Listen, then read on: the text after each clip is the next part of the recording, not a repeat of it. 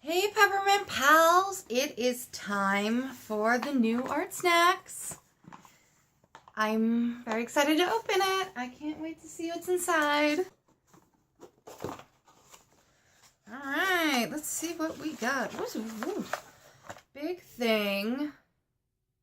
A gouache. Acrylic gouache. I think this is the first time I've ever sent me gouache. So I've got primary red. Oh, it looks like, okay, so there's the bottle to open that. There, take this off. Oh, okay, so you can squirt it out like that. Interesting.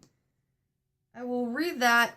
I will read about that after I look at the other things because the menu tends to have spoilers. Ah! Sweet tarts! I don't know why I kissed it, but I really like sweet tarts. Okay. So what's in here? Probably at least one brush. So we've got a 6B, a mega graphite pencil, thick, very soft, so this looks like something I'd have to sharpen with a knife. Ooh, this is micro perm. This is a new kind of pen. I've never used this kind before. Looks like it's also from Sakura, but it's not the micron ones. They're little, it's a micro perm. And a little brush. Oh no, there's loose hairs.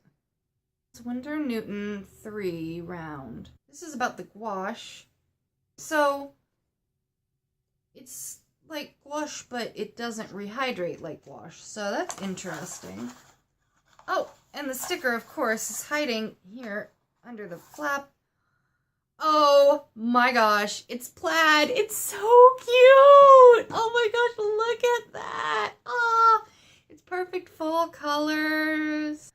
I really like this box. This is interesting. I want to try this out. This looks very different and interesting. And I love the sticker this month. All right. Thank you all for watching. I'll see you later. Bye. I start off, as I always do, by testing the supplies and seeing how they work with each other. Of course, I cut out most of it, but here I'm kind of testing how they all work together with this little kitty cat illustration. Now, because I had a 6B pencil, I figured that was a very dark, very soft lead, so I decided I'd have to incorporate it in some way. It couldn't just be my sketch pencil. But what I thought about doing was using it to do the sketch, but keeping the lines there, or most of the lines there, to show off and kind of have the sketch part be part of the final piece. Unfortunately, I don't think that came across very well. I decided to do a cityscape for this month's piece. Now, I'm not exactly sure why I chose that. It's definitely not something I do normally, but I guess I kind of wanted to try something new. And I have enjoyed doing cityscapes in the past, so I looked up some photos of city skylines from all around the world and came across this article of considered some of the best skylines in the entire world, and number one was Kuala Lumpur in Malaysia, so I decided to do a piece of that. Now, it ended up being too long for the canvas, even though I got a thin canvas. I think my pencil sketches were too big, and by the time I figured that out, I didn't want to go back and erase everything again. So I had to cut out pieces of the skyline just to fit in the parts that I really wanted to show.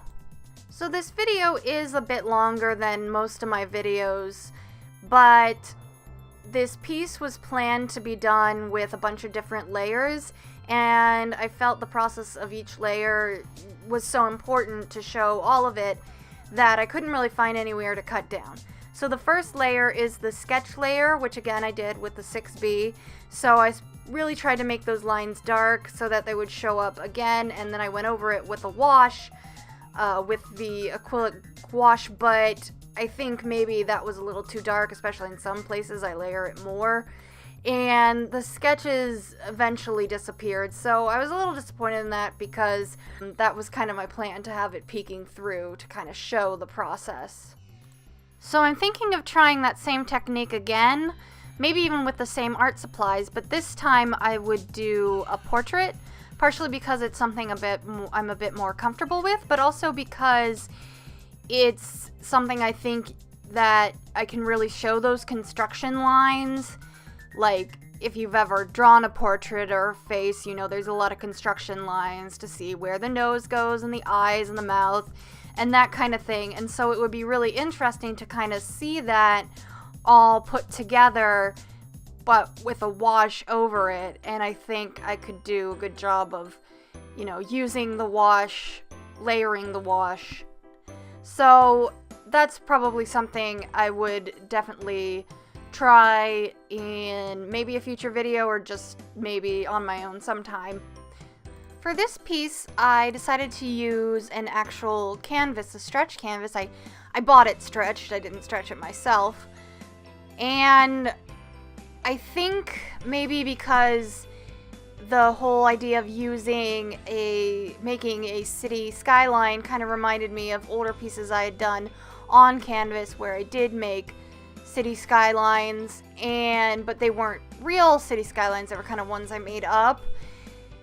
And I kind of regret doing that because I feel like I wasted a canvas, just because this didn't turn out, I mean, I don't think it's awful, but I feel like, yeah, your art snacks are kind of more an experiment in seeing how things go together, and it just feels like a canvas would be used for a more kind of serious piece, although that's what I was hoping it would come out really awesome, and of course it didn't. Again, it wasn't the worst thing, but I feel it could have been better in the end.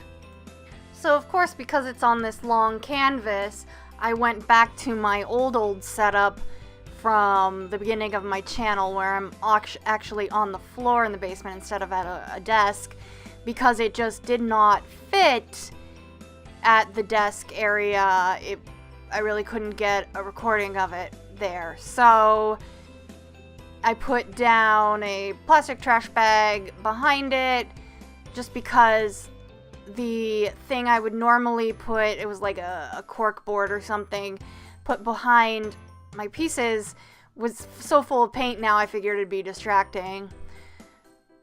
At this point, I haven't actually used the brush that came in my Art Snacks box because it was so thin and I needed to fill in big areas. And unlike previous times where I'd done that, I didn't use any of the brushes that were in previous Art Snacks boxes because I wanted to use some acrylic brushes, since it was an acrylic wash rather than like a regular wash that you might use with your watercolor brushes. In order to get a dark background for the sky, I use the pencil and draw on it and then smear it around. By the way, I wear those creepy hospital-looking gloves because I don't like getting paint and graphite and gross stuff on my fingers. I kept trying to layer it up and make it darker. Eventually I figured out a way, which I'll explain when I get to it. But, of course, the pencil started to dull down, and that became an annoyance because I kind of had to sharpen it. Since it was so thick, I couldn't sharpen it in a regular sharpener. I had to kind of use scissors to sharpen it. So now I'm using the Winsor Newton Galleria brush that came in the Art Snacks box to apply the details on this piece. And I do think it was a nice brush. It was soft and applied the paint well. It was definitely a good size because it was definitely small enough for detail, but it wasn't like some of the ones and zeros that I'd gotten in the past that were so super tiny that it couldn't really hold paint. I got a 3. I don't know if everyone got that, but that's the one I got. And yeah, I'd say it's probably a 4 out of 5. Again, I would really only use it for detail, but as a brush, it actually is really nice. So as you see now, I've smudged a bit of the background, and I found out that I can smudge the 6B pencil with water, and so that's how I made it darker. Now, it shouldn't actually be able to do that, is my understanding. It shouldn't be a water-soluble pencil, but maybe just because the graphite was so, soft, and also because maybe the canvas texture didn't hold it as well, that caused it to be able to be smudged around with water. With the pencil, I'd say I did think it went down well on paper, not as much on canvas, but then really no pencil sketches that well on canvas. But I don't tend to like dark leads, but obviously if you do, that's great. My main problem with the pencil was simply that it was really hard to sharpen. I had to cut away pieces with a pair of scissors. So because of that, I would give it a 2 out of 5. So I just finished up layer 3. On this piece, layer 1 would be the sketch, layer 2 would be the wash, and layer 3, I think, is a combination of more saturated, thicker paint, or the graphite sky, depending on which part of the piece you are talking about. Layer 4 to this piece would be adding the inks with the pen. This is, of course, the Sakura Microperm pen. I'm not exactly sure what the difference is between it and the microns that I usually use. I'd say it's a very good pen. It's smaller than I normally use. It's a 01. Normally I'll use a little thicker. It was good for detail, but at the same time I felt like I could get more noticeable detail if I had a thicker nib. But I think it goes well over the gouache, and I think it has great line quality for what it is. I would probably give it a 4 out of 5 because it's a good pen, but I think I would prefer something a little bit thicker. Of course, I know a lot of people do actually prefer thin nibs, so you might actually disagree with me on that if you had it in a 01 nib. If that's kind of your preference, then it might be a 5 out of 5 for you, but it was a 4 out of 5 for me. And in addition to using the pen for details, I also use it to make dark areas darker. I had originally used a thicker coat of the gouache to make the areas dark, and while it did make them a little bit darker than the areas that were done with the wash, it was more just a saturation and it didn't really feel like it was dark enough to convey those darker areas, so I went in with the pen to make those areas darker. So I wish I had done this at a different angle, the city skyline. I had it at this long angle because I wanted to show the single tower and then those two towers together as kind of the both as strong and the main focus. But now that I realize one thing I don't really like about this piece is there actually is no focal point. Those towers kind of make a frame, but there's really nothing spectacular in the middle. I mean, there's some neat buildings, but those were kind of supposed to be the focal point. And if I had done another angle focusing more on, say, those two towers there and having the other one in the background, that could have been the focal point. And instead it looks so amateur. It's basic composition rules, Catherine. Basic composition. I cannot believe. Yeah, even looking at the photo, I'm like, this is good to show the skyline, but it's not necessarily the prettiest photo of what's supposed to be the prettiest city in the world, or prettiest skyline. I don't know. I'm rambling now, but yeah, it's frustrating when you realize what a stupid mistake you made after the piece is finished. So I bet you're all wanting me to talk about the gouache now. Well, I was actually waiting till I was able to show all the ways that you can use it. I've used it as a wash and I've used it as thicker paint, but there actually is one more way that you can use it because of the design of the bottle that we got this month. So if you take off the cap, there's a little nozzle on the gouache bottle that you can basically use like a puffy paint like you had in school. In fact, that's basically what it is. It's puffy paint. And So I used that because I thought that was a really fun little way to use it, and I found ways to use that on my piece. I started out just outlining kind of the contours of the buildings, of the skyline, but I soon realized that that didn't quite look good. It just sort of was this weird outline that didn't really go with the rest of the piece. So I started adding more detail with the puffy paint. I of course outlined all the buildings, and I also added detail where I had used the pen to add the detail, such as windows and things. I was a little bit worried that it was going to cover up the pen detail, but I was careful to kind of do it sort of adjacent to the pen rather than on top of it, and it's cool because you can see both the pen detail and the puffy paint detail. Even though I'm not really a gouache person, I really like this Liquitex acrylic gouache.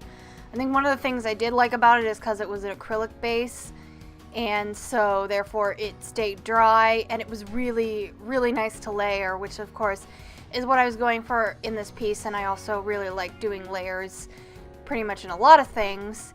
And I just love the versatility that came with it and all the different ways that you could use it. So I would absolutely give this bottle of Liquitex acrylic gouache a 5 out of 5 just because of how well it worked for this piece and for my style of incorporating a lot of different techniques and materials. Hello there, Peppermint Pals! Before we get to the end of this video, I just want to let you all know that I have a Redbubble shop with my original design on things like stationery, apparel, home decor, as well as many other things. If you're interested, it's a great place to pick out gifts or to find something neat for yourself. If there's any of my designs that you think would be a great addition to my Redbubble shop but you don't see it up there, let me know. Thank you, I hope you'll all check it out, and now on to the rest of the video. So overall, I think this month's Art Snacks box was maybe not my favorite, but it did give me some interesting new things to try out, especially this gouache, which I absolutely love. So I hope you all enjoyed the video. Thank you so much for watching. Just a reminder, please hit the like button. It really does help me out a lot. And I will see you for future videos. I do Art Snacks every month, and I've got all sorts of other cool things planned. So see you then. Bye!